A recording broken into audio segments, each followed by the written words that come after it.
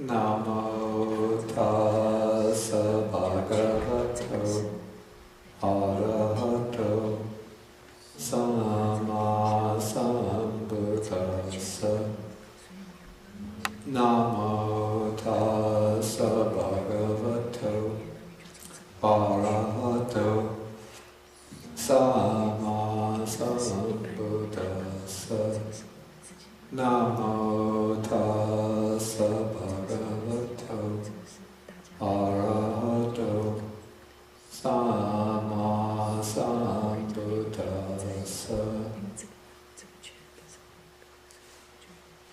Today's date is December 17th, 2011.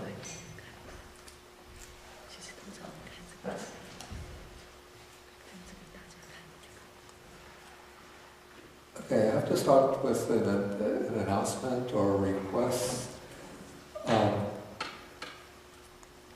As we go on into the future, we're going to need a few people to help with the, we call this the internet connection and recording. So we need altogether 3 people, and we have 1 so far.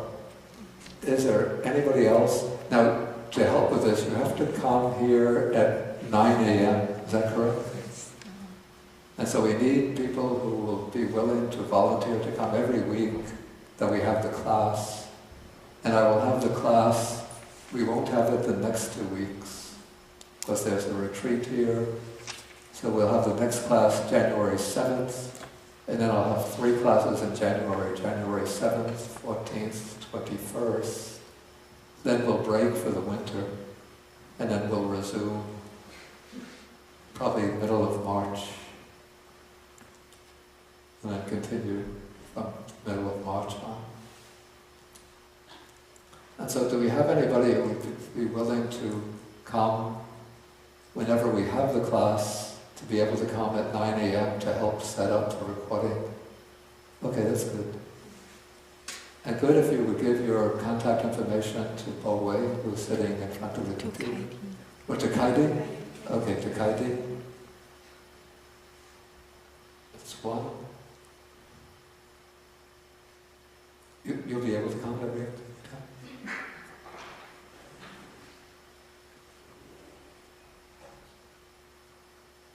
Okay, so you'd have to be here at 9 a.m. They only need to take turns. They don't really need to... Oh, that's also a possibility, to rotate. Just to rotate. Yeah. Okay, so people can do it, a few weeks, then take a break, then other people can take over. We'll start off with these 3 then. Po Wei. Your name is? Nick. Nick. Nick, is that? Yeah, Nick. And Joan. Yeah. Okay.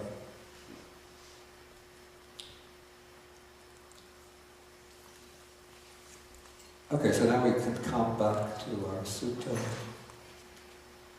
And we have been doing, over the last few weeks, the Maha-Rahulovada Sutta, the greater discourse of advice to Rahula.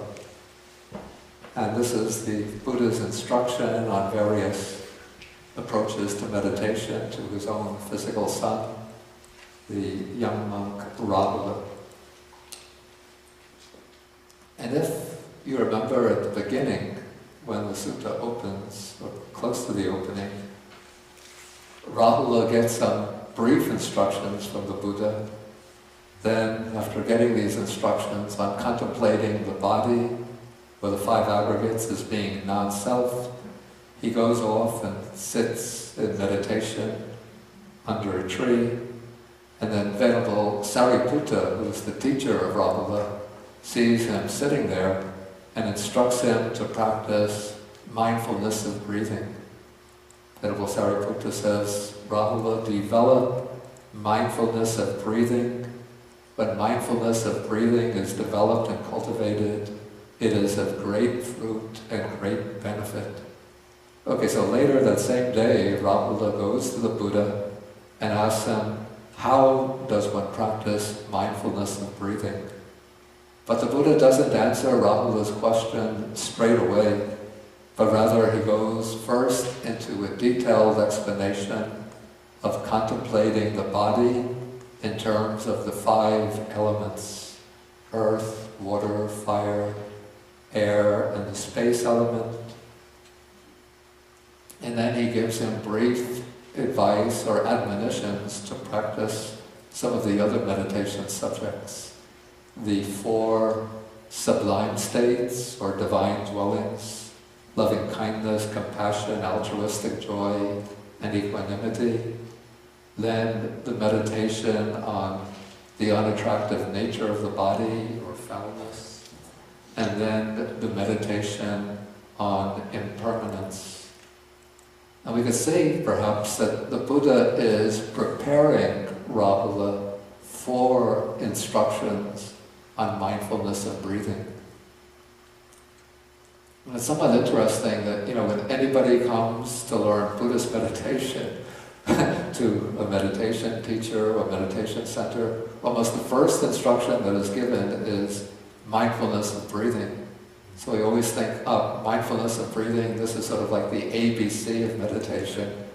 And then when after you learn mindfulness of breathing, then you get into the real stuff, what lies beyond mindfulness of breathing, whether it's vipassana or in the Zen tradition, called shikantaza or koan meditation, or in Tibetan meditation, they call it dzogchen or mahamudra. So those are taken to be like, the real stuff, and mindfulness of breathing is like learning the ABCs. That's the common assumption. But actually, according to the text, the Buddha himself used mindfulness of breathing as his own vehicle to the attainment of enlightenment. So when the Buddha sat down under the Bodhi tree on the night of his enlightenment, the practice that he cultivated was mindfulness of breathing. And we find that many of the great disciples themselves practice mindfulness of breathing. And again throughout his teaching career, the Buddha emphasized the practice of mindfulness of breathing, and not only for beginners. And it seems here in this sutta that the Buddha is preparing the way to mindfulness of breathing by instructing Rahula in these other meditation subjects in order to clear away the hindrances or mental obstacles, so that then Rahula, when he enters mindfulness of breathing, he will have a smoother course of development. And so the main hindrances, normally the main hindrances of the mind, we have the 5 hindrances, and of the 5 hindrances, the 2 coarse or gross hindrances are the first 2. Sensual desire, or sensual craving, and ill will, anger, or hatred. And so the preliminary meditation subjects, loving kindness, compassion, altruistic joy, can be seen as the antidotes to anger and ill will. And then the meditation on the unattractive nature of the body is the direct antidote to sensual desire. And also the perception of impermanence also will help to reduce desire or craving. And then the hindrance or mental block that was especially strong in Rahula's mind was his pride based on his own physical beauty. Because he was a young man in the prime of life.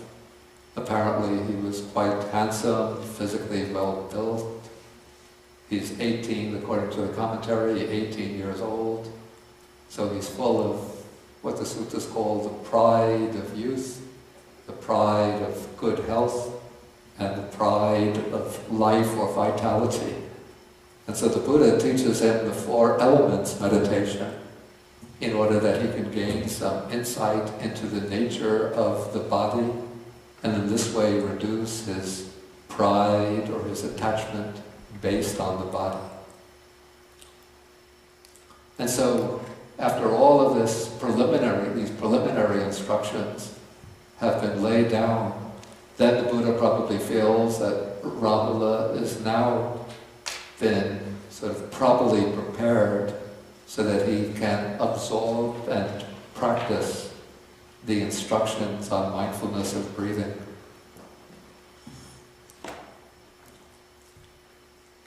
And so now in paragraph 25, he starts the actual instructions, or actually in paragraph 24, he repeats the injunction on mindfulness of breathing. So after completing all the other meditation subjects, then he introduces Anapanasati. He says, develop meditation on mindfulness of breathing. When mindfulness of breathing is developed and cultivated, it is of great fruit and great benefit. And how is mindfulness of breathing developed and cultivated so that it's of great fruit and great benefit?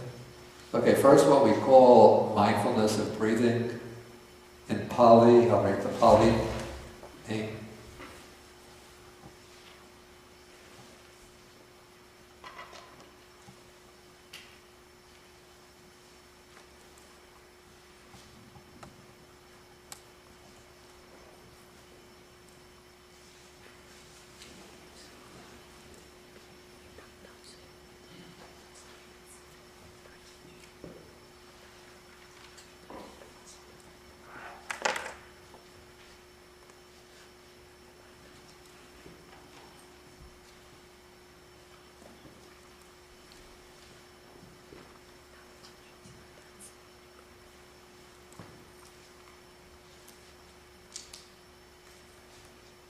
Okay, so mindfulness of breathing is anapanasati.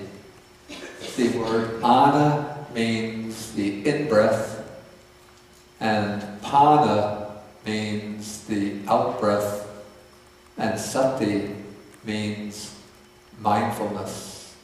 It's actually ana and up, I think it's, it's anapana. Sati.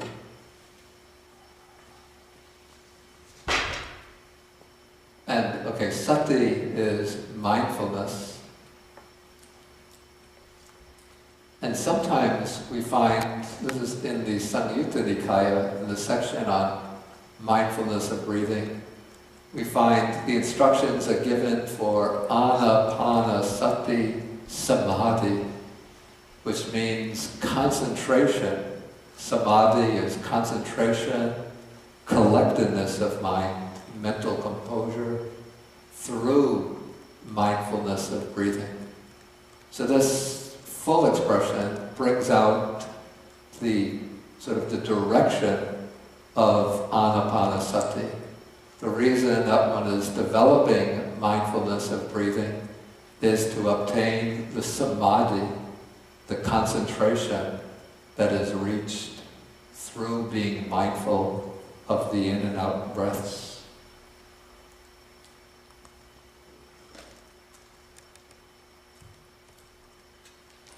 Okay, so now the Buddha begins the instruction in paragraph 25, and he begins with the sort of elementary steps in practicing mindfulness of breathing.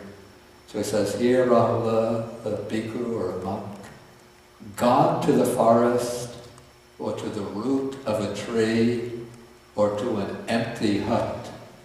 Okay, so this begins by explaining by mentioning the ideal places for practicing mindfulness of breathing.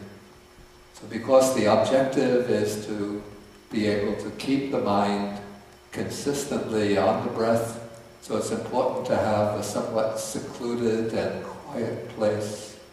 So the ideal place in the Buddha's time for monastics was to go to the forest. But actually what's interesting, if you've ever lived in a forest, it's not so quiet there. There's lots of, especially at night, insects come out chirping and birds singing and different kinds of night animals prowling around, and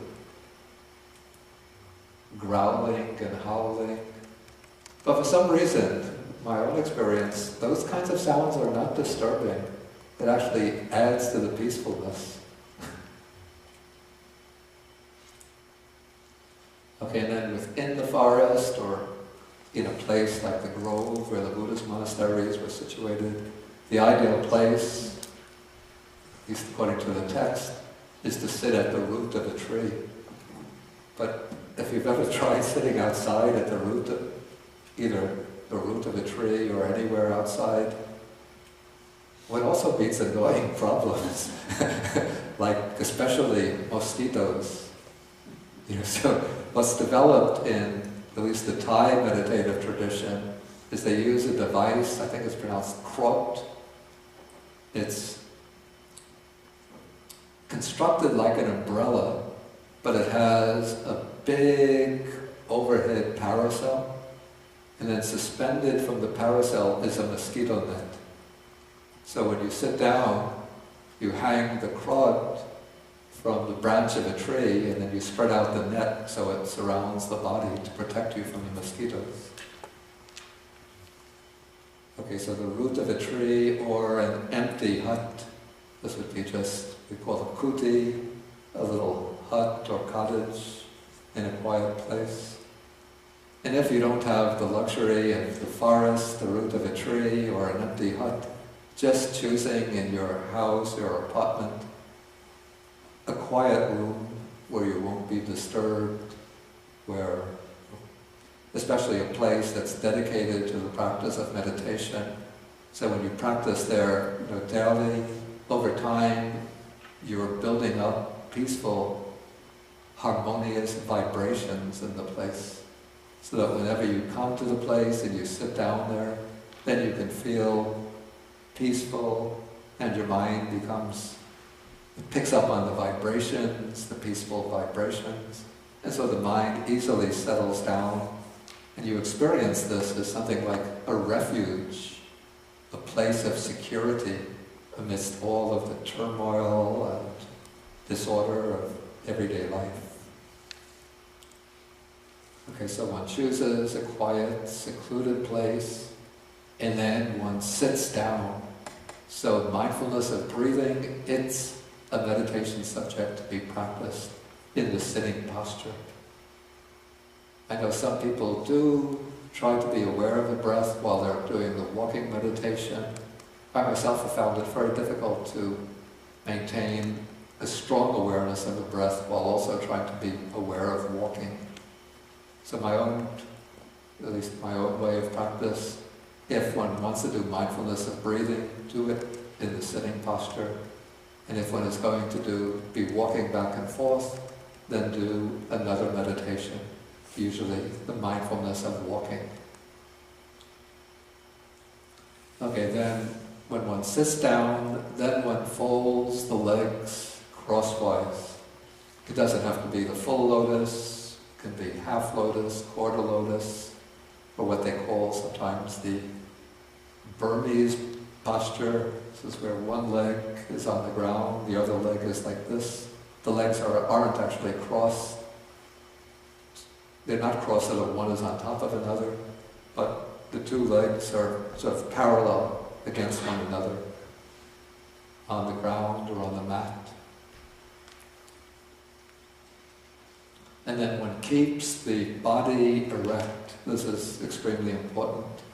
So one positions first the head so that the nose is directly above the belly button. First, hold the head as if one is looking straight out.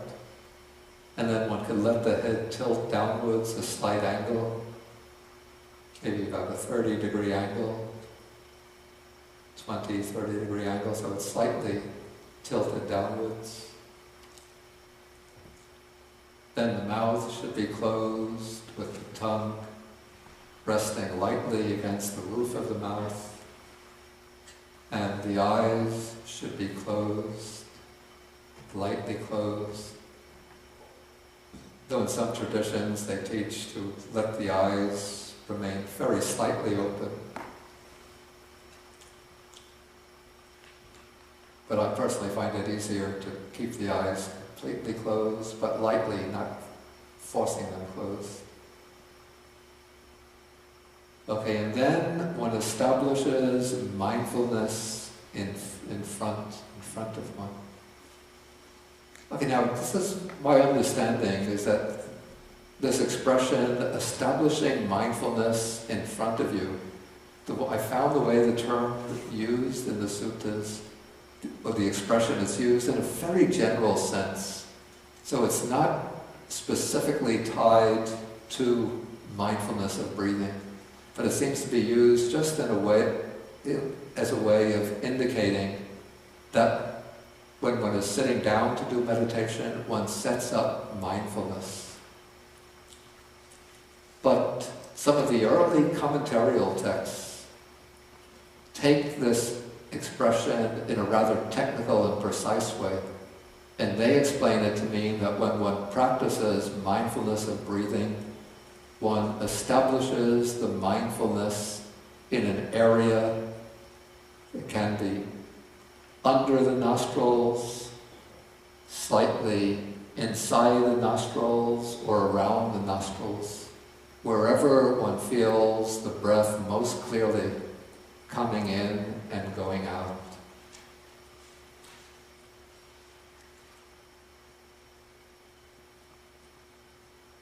Okay, but I have actually found, both with myself and with instructing others, that it's very difficult to keep the mindfulness sustained on this area right around the nostrils or slightly inside the nostrils.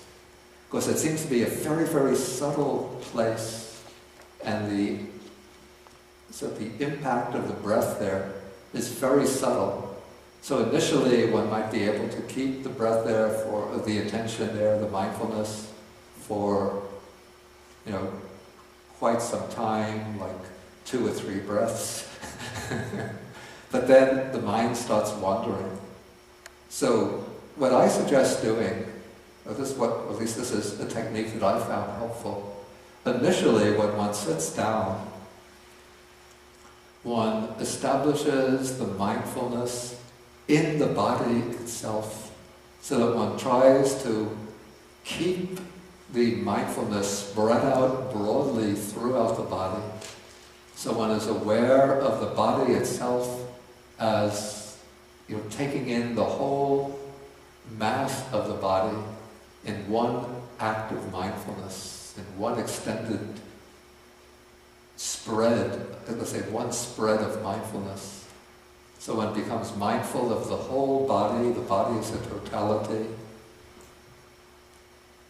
And then one keeps the mindfulness spread out through the body for maybe half a minute or so. And then one becomes aware of breathing without focusing on a particular place, but just becoming aware of the breath, the act of breathing, and any way in which it stands out most clearly. So one might experience the expansion and contraction of the chest as sort of the most conspicuous manifestation of the breath, or the rising and falling of the abdomen. And so one follows the in and out breathing wherever one experiences it most clearly and distinctly, without trying to home in too sharply on any one place.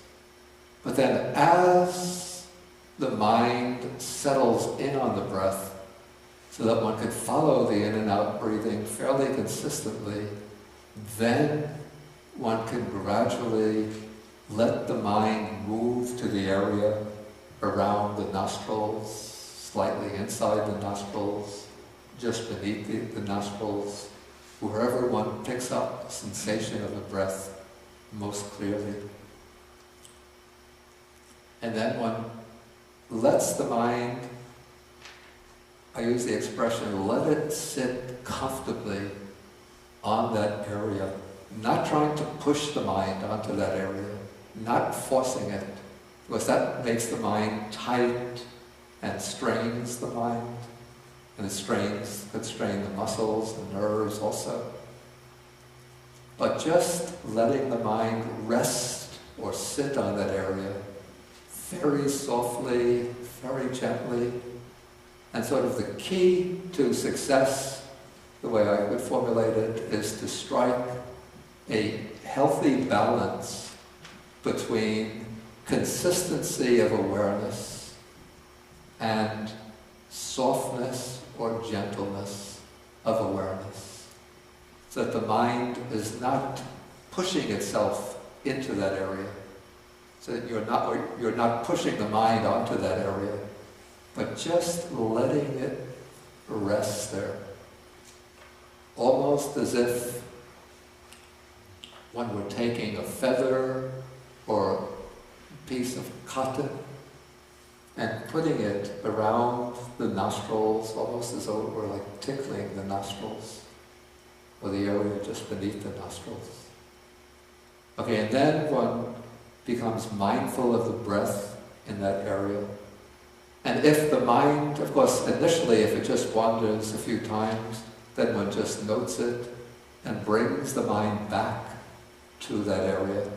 But if the mind is wandering a lot, continuously wandering, then what I suggest is again bringing the mind back to this panoramic awareness of the body,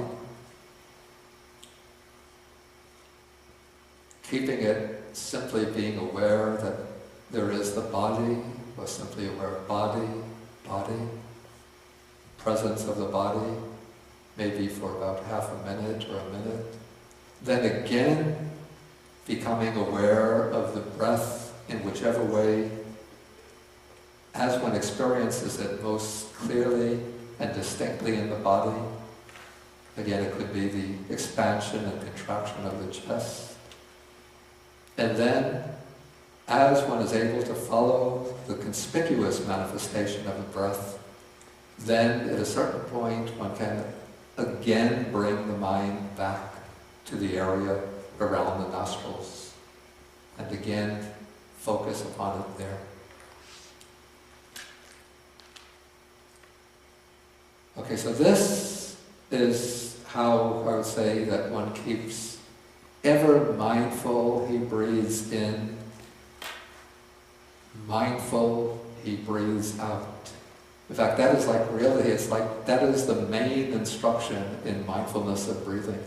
It's really all sort of succinctly expressed in that one phrase, that one expression.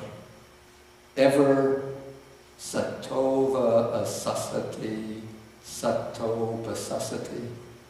Sato eva, that means mindful, and that eva is somewhat emphatic. It doesn't literally mean ever, but it will mean like really mindful or definitely mindful. Emphatically mindful, he breathes in. Mindful, he breathes out.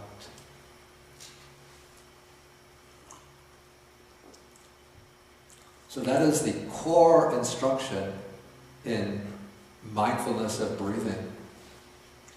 And now what's going to take place in the following sections is an expansion of the mindfulness of breathing into 16, sometimes called 16 steps or 16 aspects. And as we'll see, these 16 aspects actually fall into 4 groups of 4 tetrads. And the 4 tetrads are determined or governed by the 4 foundations of mindfulness, the 4 bases of mindfulness. And so the first tetrad is mindfulness of breathing viewed in terms of contemplation of the body. This is the way we find mindfulness of breathing explained or expounded in the Satipatthana Sutta, the discourse on the establishment of mindfulness. Okay, so here the text says, breathing in, excuse me, breathe, excuse me again.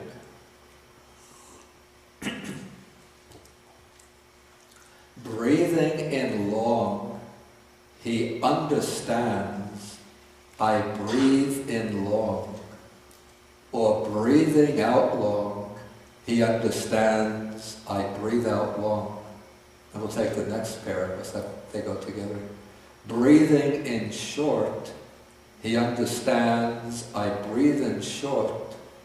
Or breathing out short, he understands, I breathe out short. Now what's interesting here to note is the verb in these two sentences. The verb is what's translated as understands. And in Pali, this verb is pajanati.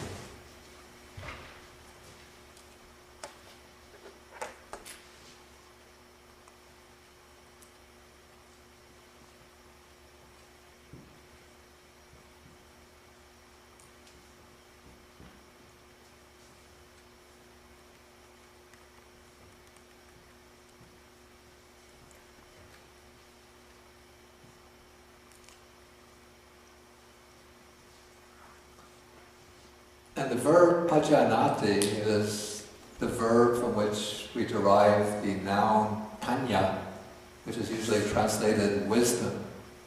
But here, it seems to me pajanati is not really suggesting any kind of deep wisdom or insight, but it's, maybe you could say that it's a discernment or a discerning of the quality of the breath, whether the breath is long or the breath is short.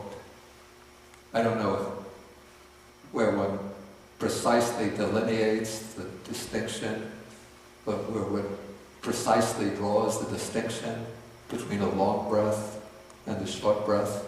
But in one's own experience, one can see whether the breath is relatively long or relatively short.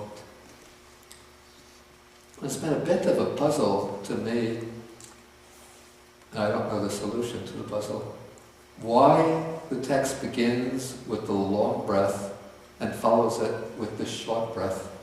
Because in my experience, and I think in almost everybody's experience, when one sits down and begins breathing, the breathing initially is shorter, because the breaths are coming more quickly. But then as the mind and body settle down and the mind becomes more focused, then the breathing seems, or it slows down, and so the breath becomes longer. Anybody have any idea about this? Andrea? Actually, I usually find the opposite, Bhante. Once I really, really get calmed down, I almost seem to hardly breathe at all. Actually, that is the case, yeah. Yeah, that is also the case, yeah. Sort of weird.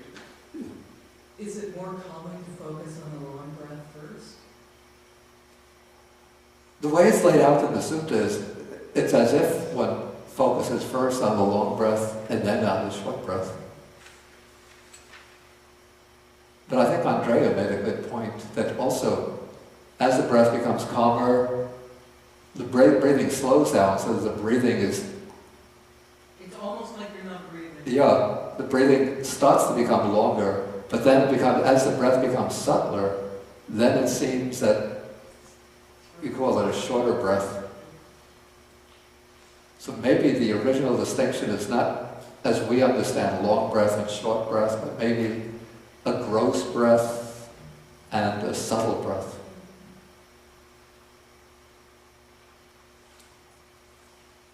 Anybody else? Somebody else said? Well, maybe he was breathing in long intentionally in the beginning in order to calm himself, by taking a deep breath, letting out a deep breath a couple of times, and then Well, usually we say in the instructions on mindfulness of breathing that one shouldn't intentionally regulate the breath, trying to make it either long or short, but just breathe naturally through the nostrils and then follow the breath just as it's occurring. Yeah, but it seems like as we are aware of the breath, we follow it more, so it appears longer, like you said, intentionally, but almost we didn't want it to, but it just, as we follow, we kind of forcingly will make it longer. Yeah, but this is why at a certain point it becomes longer as we go on attending to it rather than shorter. But I would go with the way the explanation Andrea gave. Okay, so these are, however we understand it, the first two sort of steps to be aware of the breath as long or short. Then we come into the third aspect. And here the verb trains again. He trains thus, I shall breathe in, experiencing the whole body. He trains thus, I shall breathe out, experiencing the whole body. Actually, there are two changes in the verb that take place here. One is the main verb, and that is now the change is from understanding to training, which is sikati.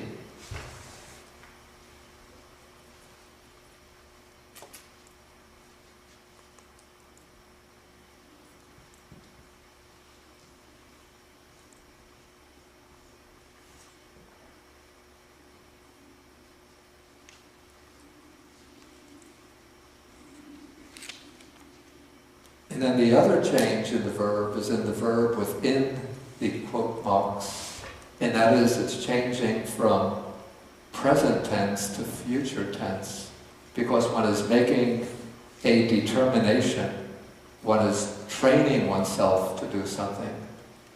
And so the future expresses the mode in which one will undertake that training. And the particular mode which is indicated by the statement, I shall breathe in, experiencing the whole body. Let me write this whole thing in Pali, even though it's a big, big compound.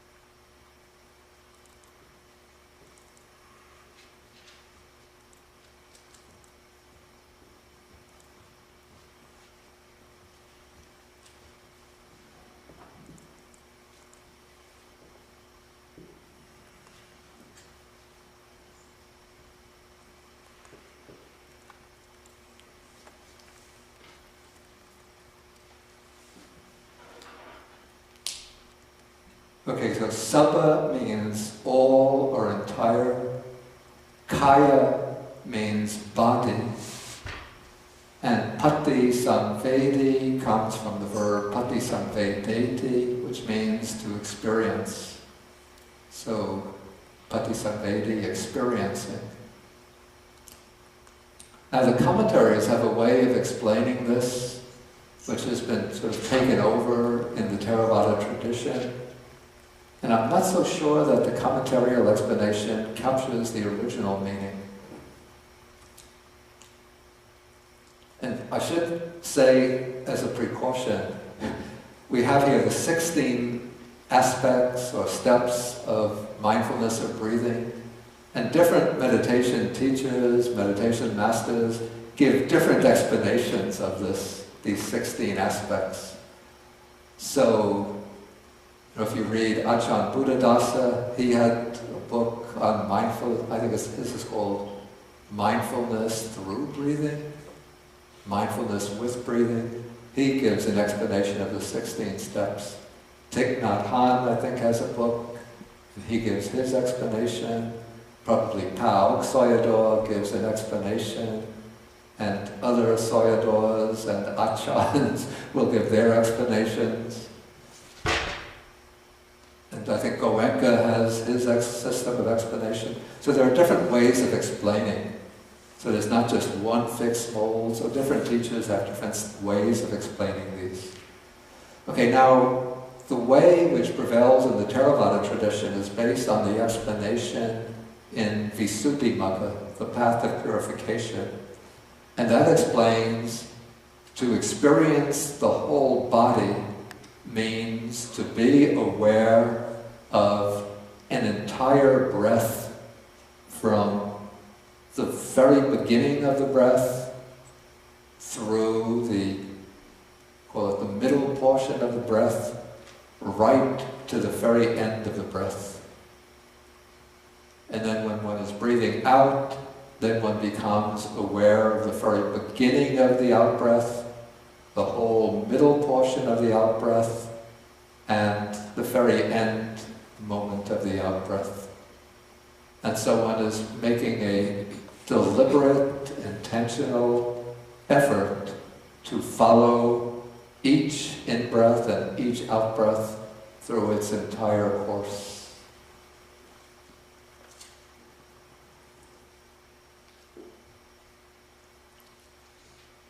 Okay, it seems to me that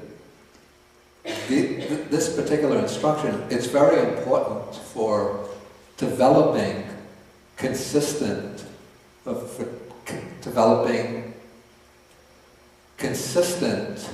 sustained mindfulness of the breath.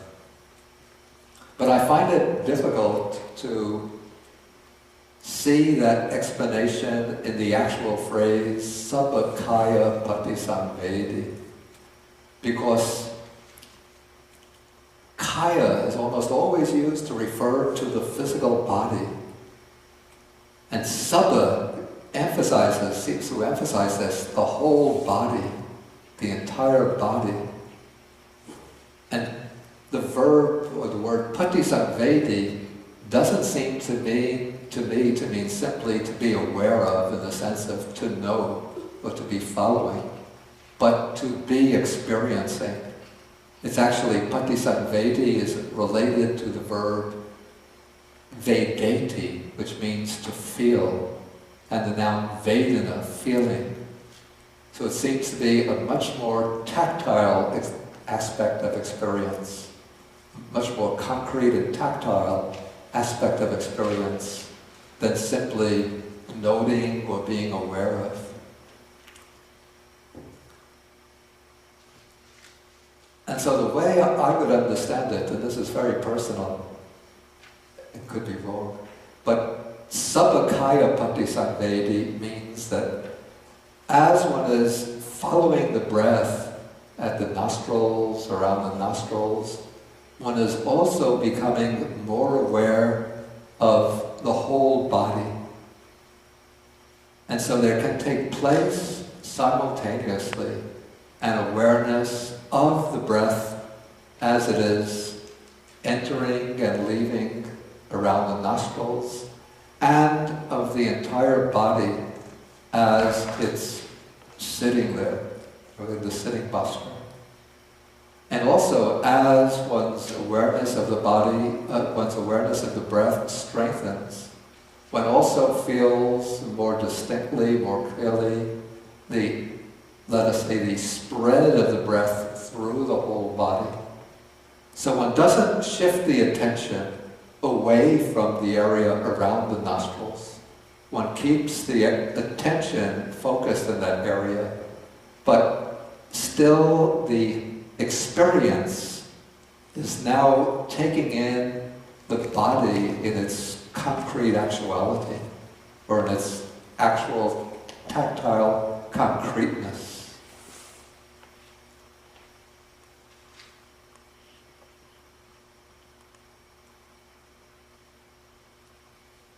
Okay, then we come to the fourth aspect, which is tranquilizing the what's called the bodily formation. So I shall breathe in, tranquilizing the bodily formation. I shall breathe out, tranquilizing the bodily formation. Now the bodily formation, the Pali word is kaya sankhara. And this is identified, well first I'll write it.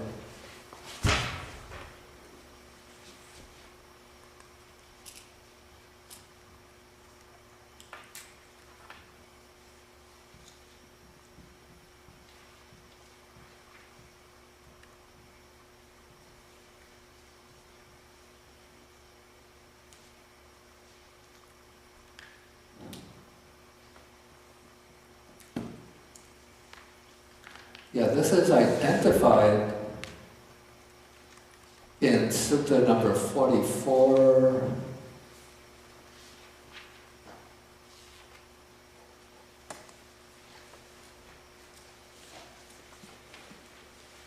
On page 399, the bodily formation or bodily activity is identified with in-breathing and out-breathing. This is in paragraph 15 on page 399. In-breathing and out-breathing are bodily states bound up with the body. That is why in-breathing and out-breathing are the bodily formation. So rather than use the full expression in and out breathing, here the text uses the expression bodily formation. And the way I understand it, one is not sort of making a deliberate, intentional effort to tranquilize the bodily formation, but one is simply being mindful of the breath coming in and going out. But as one becomes more and more mindful of the breathing, then naturally the breathing itself becomes calmer, more tranquil, more subtle, so that eventually it seems that the breathing becomes so subtle that one is hardly aware of pulling air in through the nostrils and sending it out through the nostrils. And then it's said that as the breathing becomes more and more subtle, at a certain point one enters into the jhanas, or states of deep concentration, and then in the fourth absorption, the fourth jhana, the in and out breathing stop altogether. So it's in the fourth jhana that the in-breath and out-breath become completely tranquilized, completely still or quiet.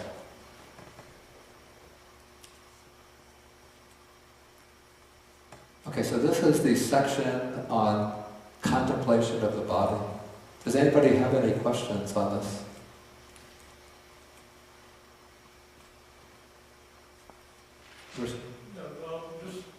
If there's a microphone, do we have the... But the body versus bodily formation, does formation, does that mean the same thing there that formation means in mental formation? And why say bodily formation rather than just body? What is formation really there for? Yeah, I don't actually like the word formation as a translation of sankhara. This is sort of an old translation that I inherited. And the word sankhara has different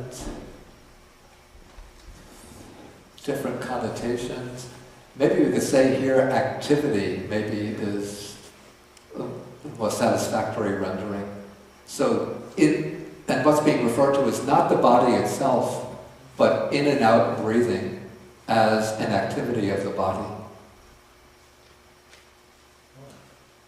Yeah, the passage I pointed out from Sutta number 44, that in-breathing and out-breathing are bodily, they're states bound up with the body, therefore they're called the bodily sankhara. Okay, so then that understanding of formation would also apply to mental formation mental activity, meaning the will and any kind of active ideation as opposed to, say, store consciousness and see, right? This is a big question that opens up a big topic. Because the word mental formation or mental activity, or let's say the word sankhara is used in different contexts with different connotations. So in some contexts, bodhi-kaya sankhara means activities, volitional activities performed through the body, like killing, stealing, sexual misconduct. Those are types of unwholesome bodily sankharas. But in the context of meditation practice, the expression bodily activity, kaya sankhara, is used with reference to in and out breathing. And we'll come across mental sankharas just below. In relation to meditation, the mental sankhara means feeling and perception. But in other contexts, the mental formations or mental activities mean volitional activities that occur through the mind without coming to expression through body and speech. If you want to explore this further, we could do so after lunch in the discussion period.